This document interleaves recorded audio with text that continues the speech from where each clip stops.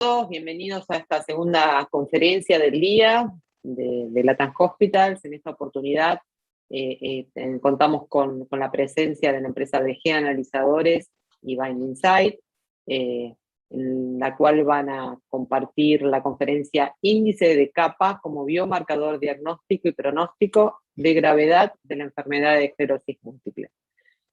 Así que bueno, interesante el tema. Acá en Argentina muy vigente esta patología por algunos personajes relevantes del sector político que han cursado esta enfermedad, así que realmente nos interesa conocer cómo podemos identificarla, ¿no?, a través de estos biomarcadores. Nos acompaña en esta oportunidad la doctora Luisa Campos. Luisa es Senior MSL de la empresa Bind Insight. Así que, Luisa, bienvenida a esta segunda edición y te escuchamos, compartimos con vos el espacio. Muchas gracias por la presentación y muchísimas gracias por estar presentes quienes están asistiendo y por la oportunidad de participar en esta conferencia. Os voy a compartir entonces mi presentación ahora.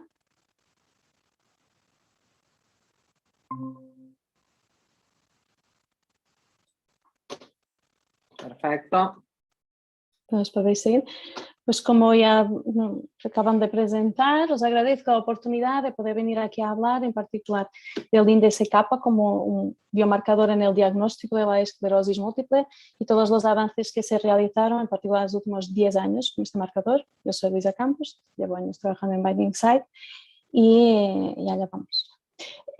Para recordar, la esclerosis múltiple, como sabéis, es una enfermedad autoinmune inflamatoria del sistema nervioso central, en que lo que hay es que nuestro organismo empieza a atacar lo que es la camada de mielina, que es una camada protectora de las fibras nerviosas, y cuando ésta se destruye, lo que hará es que va a afectar la transmisión de señal en la esclerosis múltiple.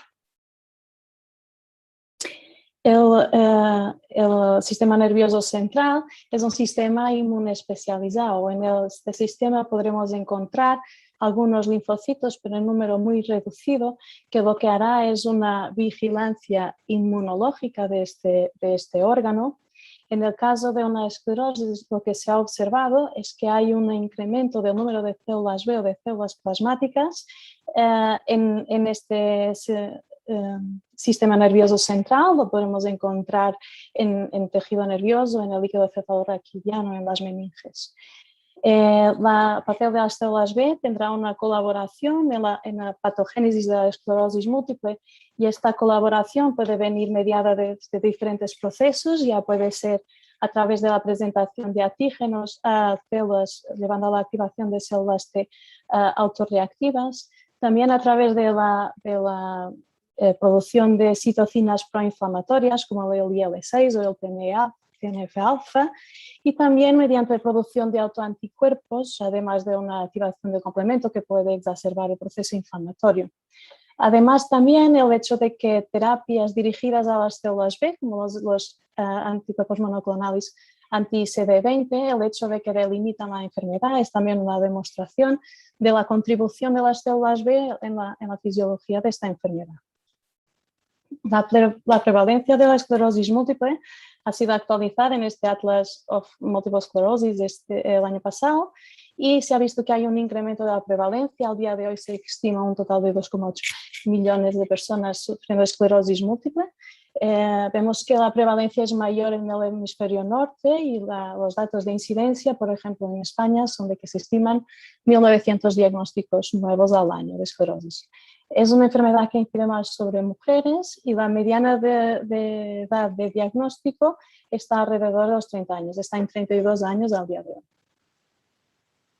En cuanto a la sintomatología en la esclerosis múltiple es variable, como se puede entender por este diagrama, donde se describen diferentes problemas que se podrán encontrar, diferentes síntomas que se podrán encontrar en el momento del diagnóstico. Son también impredecibles. Lo que podemos destacar sería el cansancio, que es un cansancio severo que afecta a muchos pacientes con esclerosis múltiple, los síntomas sensoriales también, la afectación sensorial, y en particular las alteraciones de la visión que ocurren también con frecuencia en el momento del diagnóstico de esclerosis, que puede ir desde una afectación de una visión borrosa hasta una afectación severa de la visión del paciente. En cuanto a los tipos de esclerosis múltiples, el 85% de las esclerosis múltiples que se diagnostican serán del tipo recurrente remitente, y esto significa que el paciente se presenta inicialmente con un brote o un ataque que estará intercalado por fases de no actividad de la enfermedad. A lo largo de la enfermedad, durante el curso de la enfermedad, el paciente tendrá diferentes brotes con estos intervalos de ausencia de actividad, pero a lo largo de la enfermedad esto podrá llevar a una instauración de una discapacidad que podrá dejar de ser reversible. El 80% de estos pacientes, es decir, 8 cada 10, progresará además a un estadio ya de enfermedad esclerosis múltiple secundaria progresiva, lo que significa que esta discapacidad se va instaurando y progresando paulatinamente a lo largo del tiempo, con algunas fases donde podrá aún haber una mayor actividad que se intercalará con esta fase progresiva. Un 15% de los pacientes diagnosticados ya desde el inicio podrán tener un tipo de esclerosis múltiple que es primaria progresiva, que significa que esta discapacidad cada vez aumentando paulatinamente se va instalando desde el principio, ¿no? De una forma continuada a lo largo del tiempo. Entonces, el 85% de los pacientes que se diagnostican con esclerosis múltiple, lo que primero presentarán como un síntoma será un brote de actividad que será necesario distinguir, de poder entender si estamos delante de un síndrome aislado, si realmente este paciente tiene una esclerosis múltiple.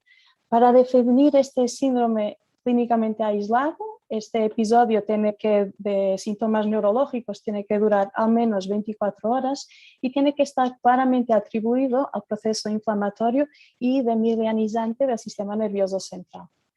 Lo que es muy importante también en esta distinción diagnóstica es que el pronóstico de los pacientes será bastante diferente. Un 40% de estos pacientes que se presentan con síndrome neurológico aislado no tendrá ningún brote más a lo largo de la vida, será un síndrome neurológico así como tal, con una discapacidad mínima o incluso una ausencia de discapacidad instaurada.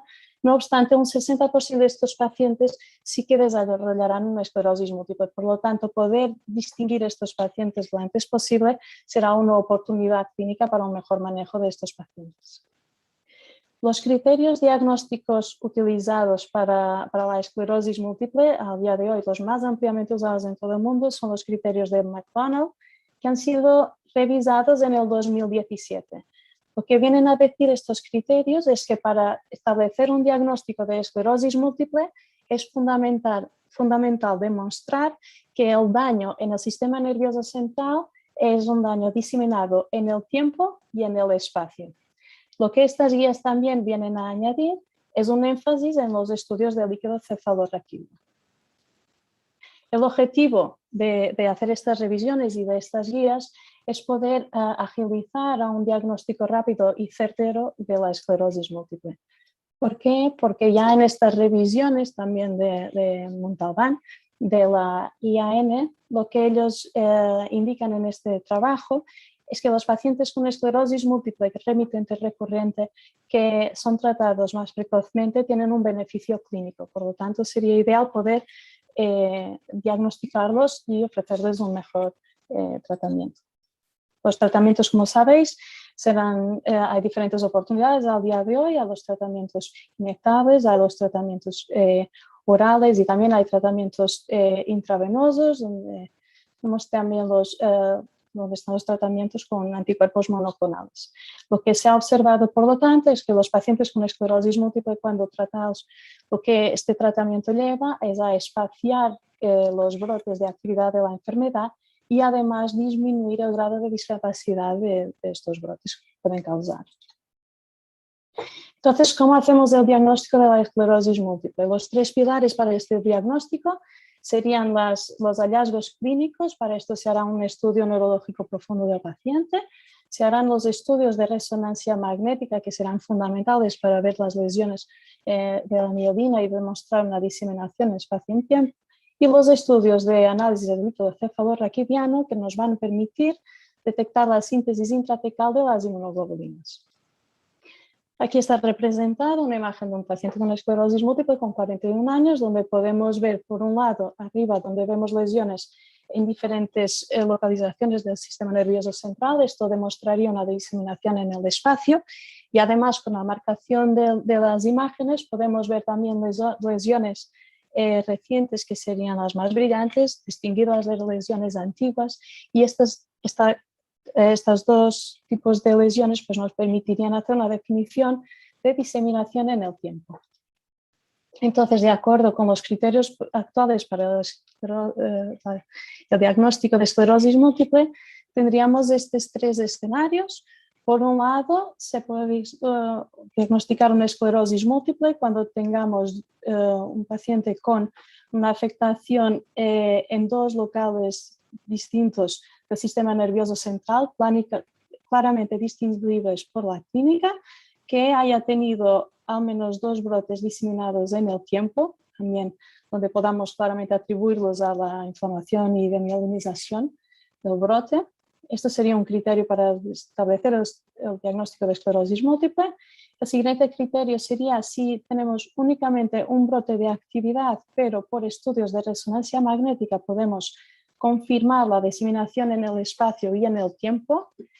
Y por último, en el caso de haber un brote de actividad con unos estudios de resonancia magnética que demuestran una diseminación en el espacio, si en este caso vemos hallazgos en el líquido cefalorraquidiano compatibles, también podremos hacer un diagnóstico de esclerosis múltiple.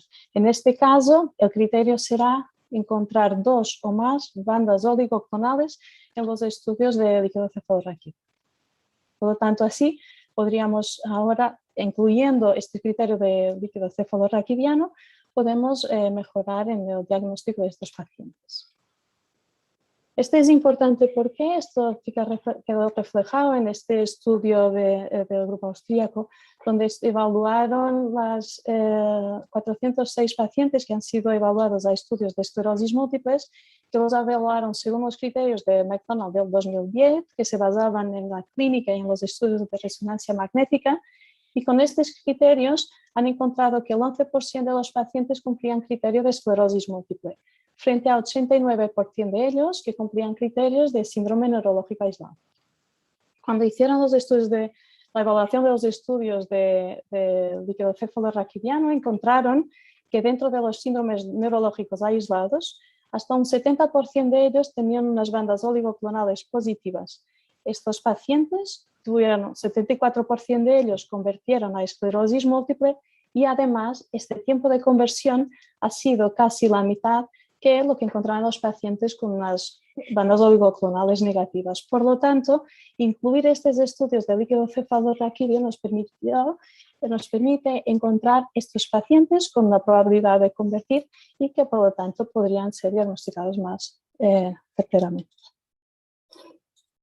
En las guías en los criterios de McDonald del 2017, entonces ellos recomiendan actualmente que se hagan los estudios de líquido cefalorraquidiano, particularmente en las situaciones en que las evidencias clínicas y de resonancia magnética sean insuficientes para establecer el diagnóstico de la esclerosis múltiple, cuando la presentación del paciente no es la típica, por ejemplo, que sea una enfermedad progresiva desde el diagnóstico, cuando los hallazgos de laboratorio, imagen y clínicos son atípicos para la esclerosis múltiple, y también en poblaciones donde la esclerosis es menos frecuente, entonces la sospecha sería inferior, por ejemplo, en una población pediátrica o población mayor de edad.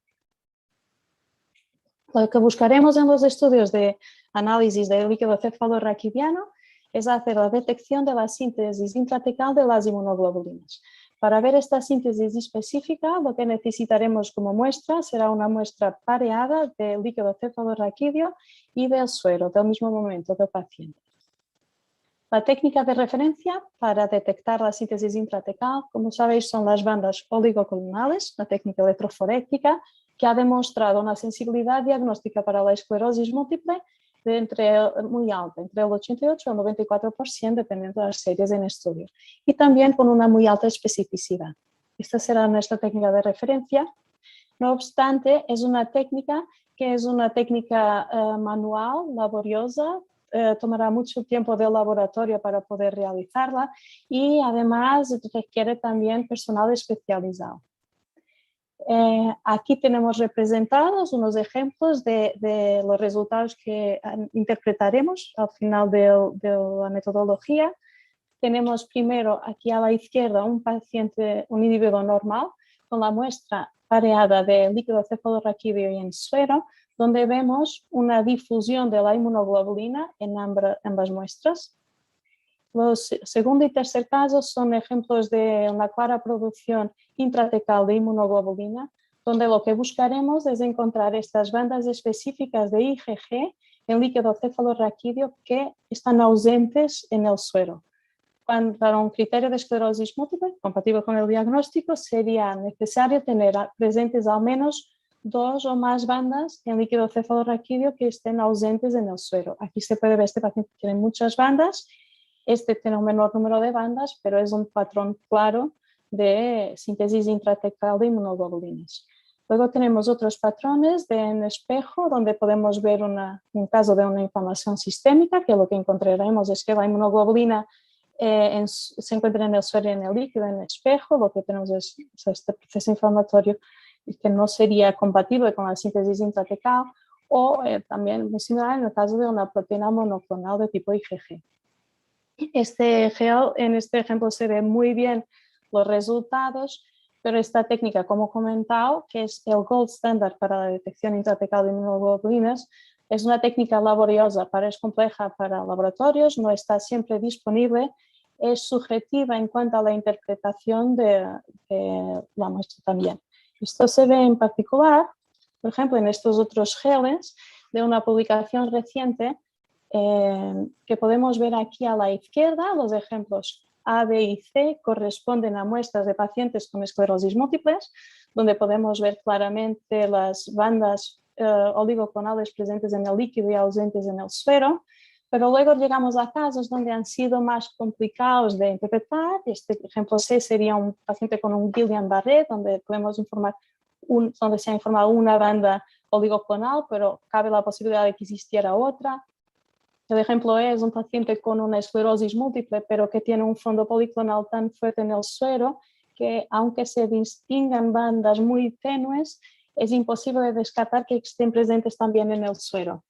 Estas dificultades incluirán una variabilidad en la interpretación que será subjetiva del especialista que la interprete, y también implicará que en algunos de estos casos será necesario repetir las determinaciones de bandas oligoclonales con el coste el gasto que implica y el coste también en cuanto a trabajo de los usuarios. Por lo tanto, las bandas oligoclonales son la técnica de referencia, tienen una demostrada sensibilidad y especificidad para la esclerosis múltiple. No obstante, es una técnica no cuantitativa que puede ser parcialmente automatizada, pero sigue siendo muy laboriosa y mayoritariamente manual para el laboratorio. Luego tenemos las pruebas automatizadas, que sería establecer el índice de IgG, que para eso lo que haríamos sería la dosificación de la IgG en el líquido cefalorraquidiano y en el suero. Con esto estableceríamos un cociente de IgG que lo podemos correlacionar también con el cociente de albumina y así corregir para la función de la barrera hematoencefálica. Con este índice se ha visto, podemos hacerlo, entonces establecer este índice de forma automatizada. Sin embargo, en cuanto a sensibilidad diagnóstica para la esclerosis múltiple, su sensibilidad es inferior, entre el 75 y el 85%, lo que viene a significar que algunos pacientes pues, podremos no detectar la síntesis intratecal, que sería la compatible con el diagnóstico de la esclerosis múltiple. En cuanto a especificidad, también es inferior a la de las bandas oligoclonales. Entonces, ¿qué tenemos ahora con el ensayo de las cadenas ligeras libres? Las cadenas ligeras libres, para recordaros, son producidas por las células plasmáticas cuando las células plasmáticas producen la inmunoglobulina intacta, o los anticuerpos que tenemos normalmente en circulación. Cuando la célula plasmática produce esta inmunoglobulina intacta, produce también un exceso de cadena ligera que será secretada hacia la circulación y en su forma libre, y es lo que ahora podremos dosificar con el ensayo de Freeline. Lo que se ha observado en la esclerosis múltiple, en este trabajo del Breslauer del 2008, fue que cuando comparado con poblaciones control, los niveles de cadenas ligeras kappa en líquido cefalorraquidiano están incrementados en hasta 25 veces más cuando comparados con esa población. Por lo tanto, hay un incremento muy importante de kappa en líquido cefalorraquidiano. Además, con la determinación de kappa en líquido, podemos establecer un cociente como hacemos con la IgG, estableciendo un cociente de kappa en líquido cefalorraquídeo sobre kappa en suero y relacionarlo también con el cociente de albumina, y así tendremos el índice de kappa.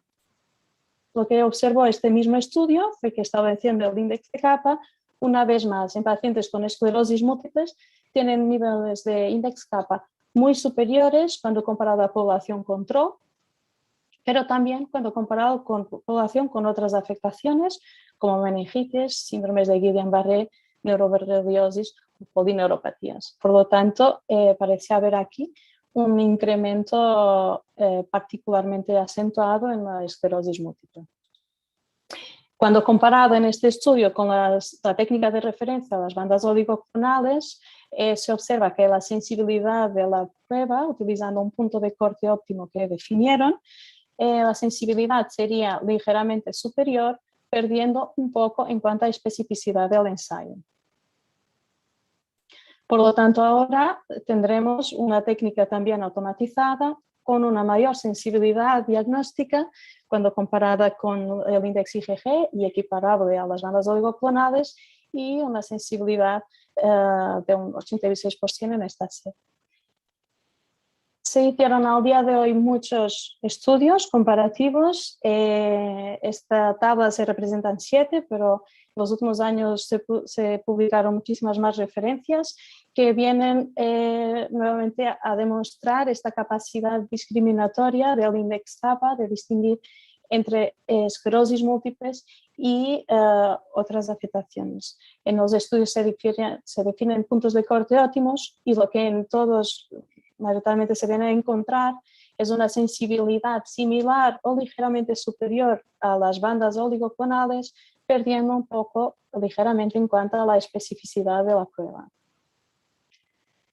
Y ahora destacaré lo que es un estudio multicéntrico realizado en Europa con varios grupos de referencia que tenemos aquí, con la determinación de las cadenas ligeras por un turbitímetro, en que se incluyeron 219 muestras de control, 284 esclerosis múltiples en el momento del diagnóstico y 242 síndromes neurológicos aislados. Para estos pacientes había datos de Vogt, y lo que vinieron a encontrar primero fue que en estos pacientes con síndrome neurológico aislado o esclerosis múltiples, estos tenían índices de kappa muy aumentados cuando comparados con la población control.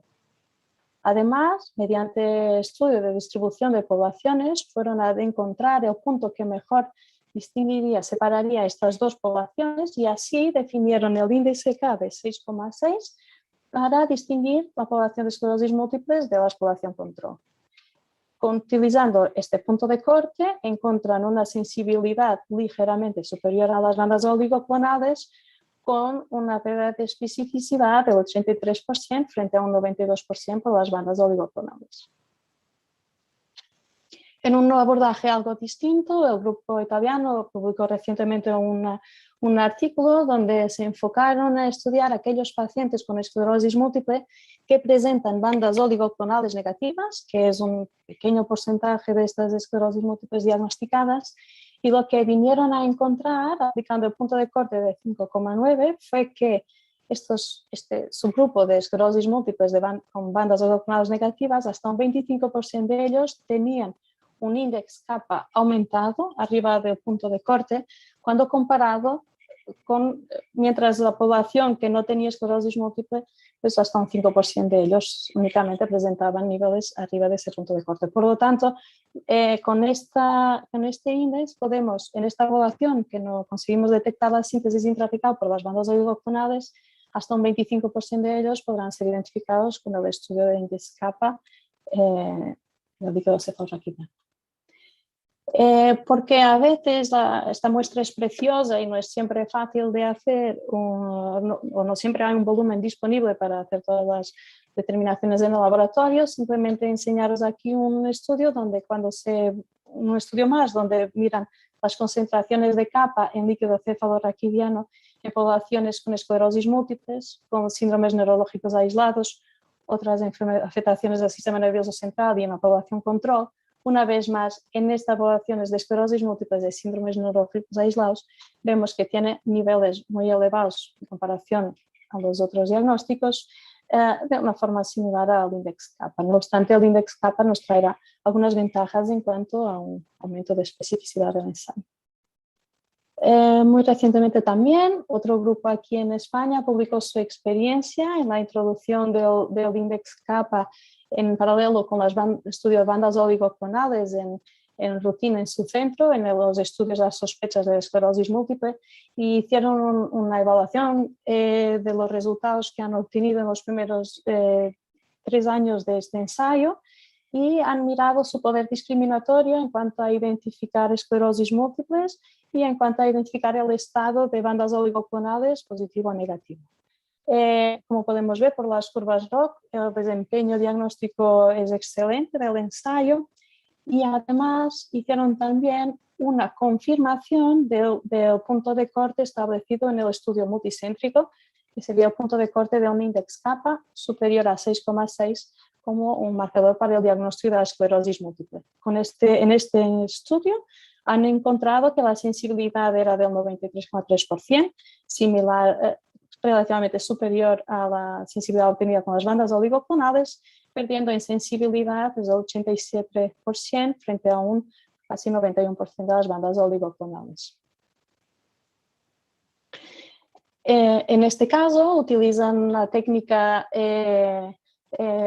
turbidimétrica para la detección de las cadenas ligeras libres en el líquido cefalorraquidiano, y lo que encontraron en esta población que ellos reciben con una sospecha de esclerosis múltiple en su laboratorio fue que hasta el 60% de los pacientes con sospecha tenían niveles indetectables de las cadenas ligeras libres en el líquido cefalorraquidiano, por lo tanto, donde sugería una ausencia de síntesis intratecal.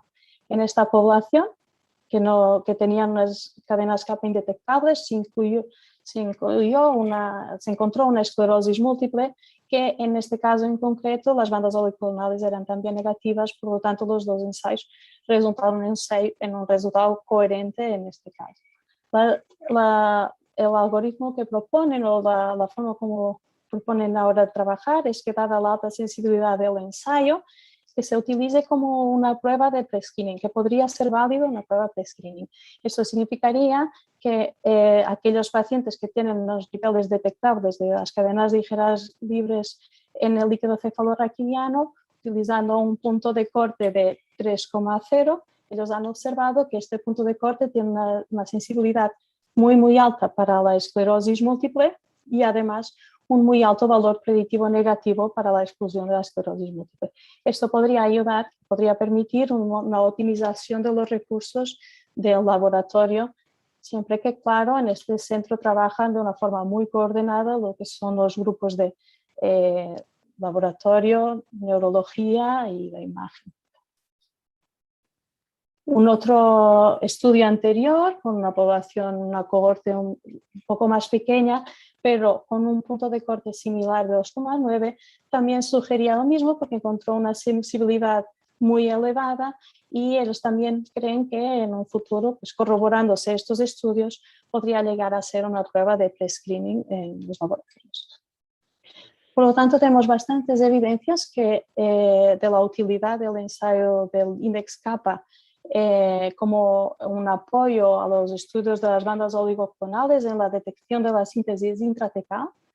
Tenemos algunos trabajos que empiezan a sugerir que podría ser por su facilidad ayudar como una prueba de pre-screening a las bandas oligoclonales, siendo que estas siguen siendo la prueba de criterio de esclerosis múltiple. Y luego se trabaja también y se están intentando generar evidencias en cuanto al valor pronóstico que este índice puede aportar en este contexto clínico. Como comenté antes, en pacientes con esclerosis múltiple, estos tienen un nivel de índice kappa muy superior cuando comparado con población control, pero podemos ver que los síndromes neurológicos aislados también tienen unos índices kappa muy elevados. Aquí en este caso de los síndromes neurológicos aislados, recordando lo que comenté al inicio de la introducción, sería muy interesante encontrar un biomarcador pues, que pudiese distinguir el recorrido clínico que tendrán estos pacientes.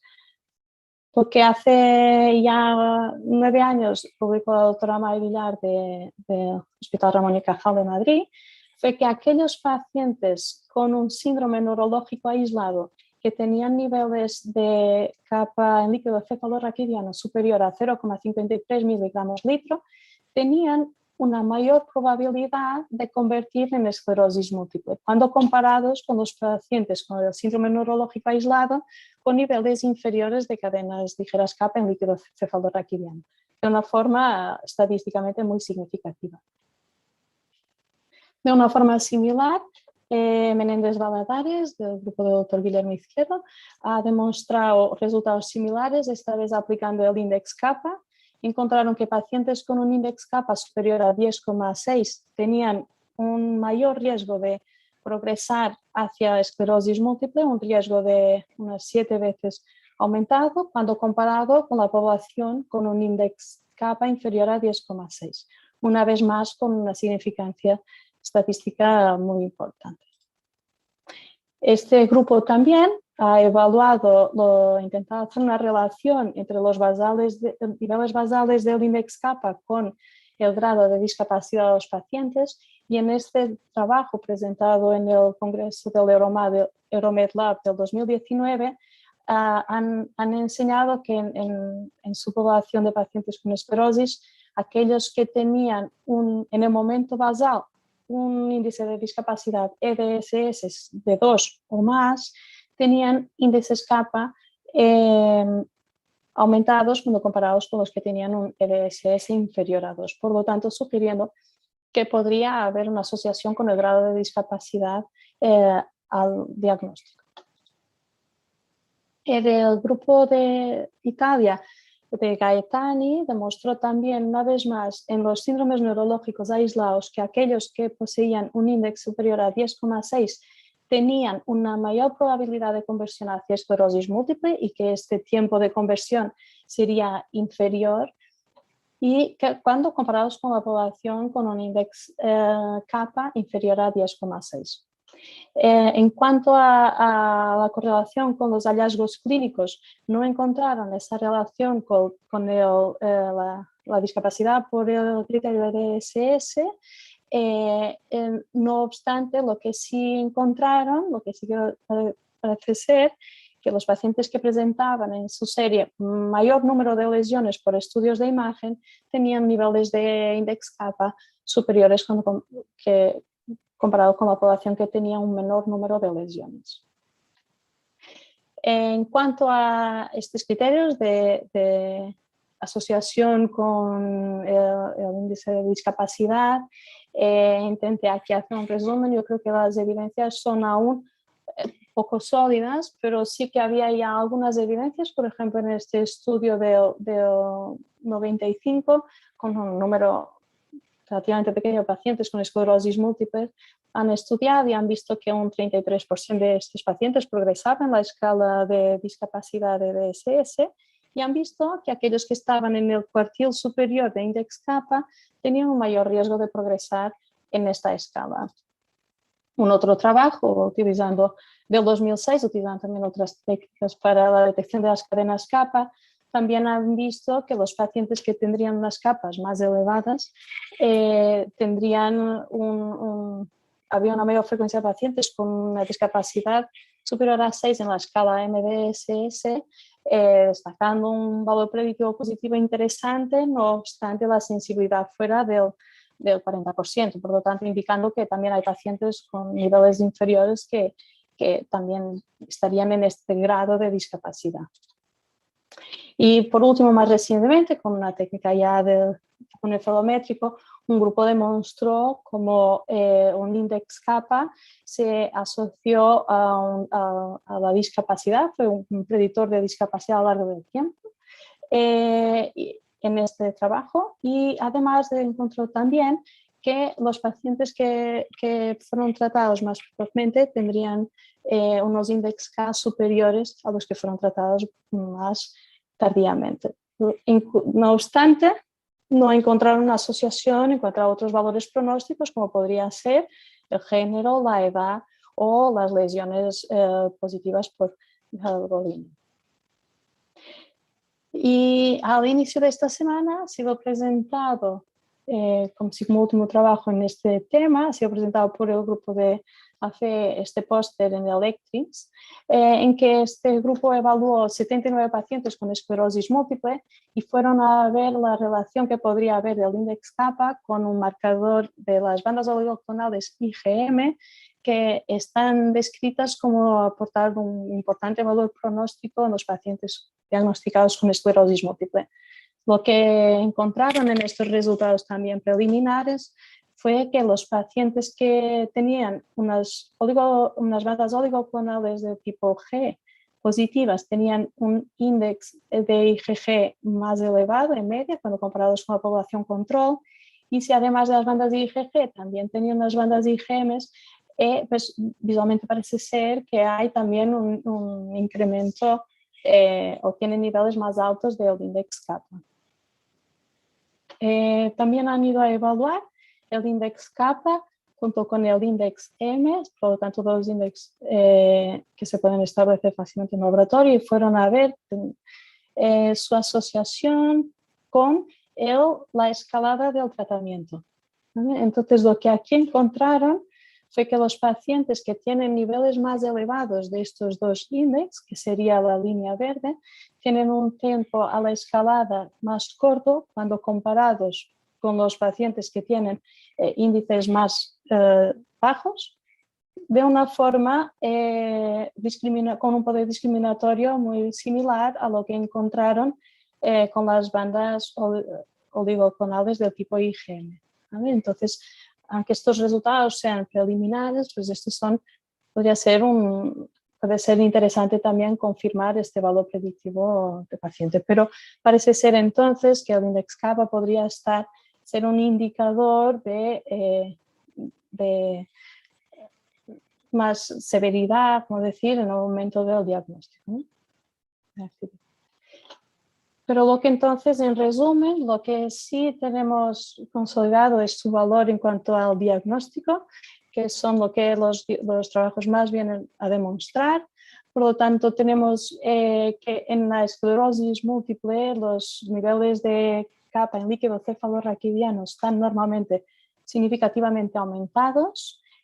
Por esta síntesis, esto sería sinónimo de síntesis intratecal que se asocia a un diagnóstico positivo. Por lo tanto, las pruebas que nos aportarían en el diagnóstico de la esclerosis es la técnica de referencia, como dije, las bandas oligoclonales. La presencia de 2 o más bandas sería compatible con síntesis intratecal, que es el criterio para la esclerosis múltiple.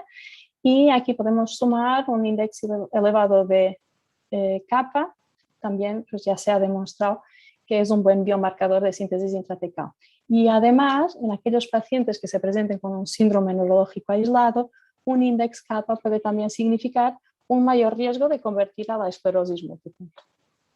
Además, destacar que los beneficios de esta prueba, en cuanto a una prueba analítica, es muy simple de realizar. Está disponible virtualmente en todo el mundo, lo que significa también una ayuda en cuanto a una estandarización de resultados. Es fácil de interpretar porque es objetivo, es un resultado numérico y tenemos ahora varios estudios para usar también como referencia en la interpretación de estos resultados, y tiene un desempeño diagnóstico excelente en cuanto a sensibilidad y especificidad, para discriminar una síntesis intratecal positiva. Muchísimas gracias otra vez por esta oportunidad. Espero que haya resultado interesante y cualquier pregunta, comentario, os lo agradezco. Muchas gracias. Muchas gracias, Luisa. Muy clara tu exposición. Acá sí hay algunas consultas que nos están haciendo. Paso a leerte algunas. ¿Crees que el ensayo índice kappa podría estar incluido en las próximas actualizaciones de los criterios de McDonald para diagnóstico de esclerosis múltiple? Yo creo que los resultados que se han descrito hasta hoy son muy sistemáticos.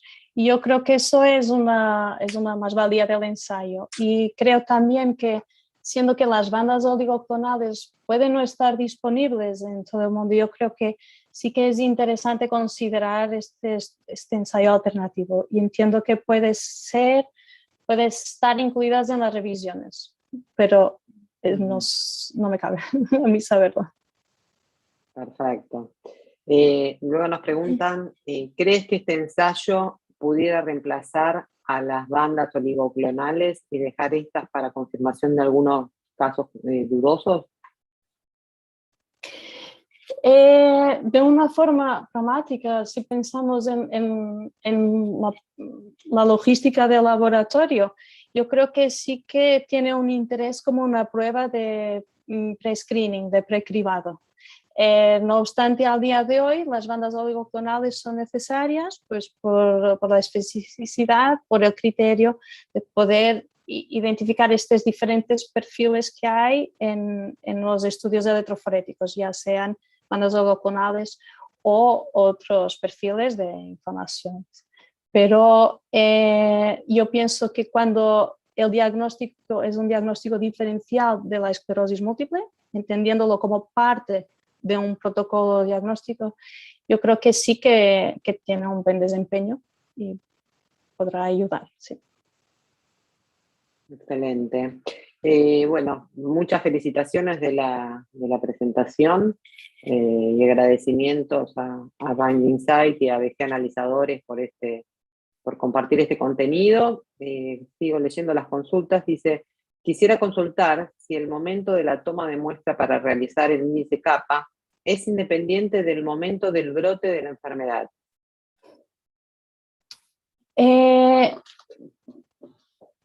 Creo que sí, por los datos por los estudios que analizo, yo creo que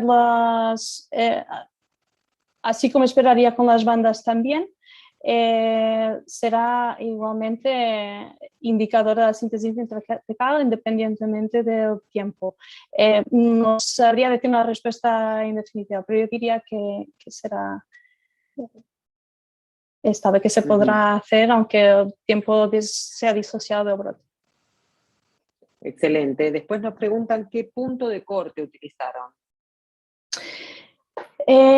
Cada serie, dependiendo un poco también de controles que se incluyeron o de aproximaciones numéricas, cada estudio encuentra un punto de corte más ajustado o no, pero yo nuevamente remito al estudio multicéntrico porque creo que es el que valida una mayor población de pacientes y además porque es muy cercano a los puntos de corte establecidos previamente por Breslauer, por ejemplo. Y entonces yo creo que al día de hoy el punto más validado sería el del 6,6, remito al estudio de Leors.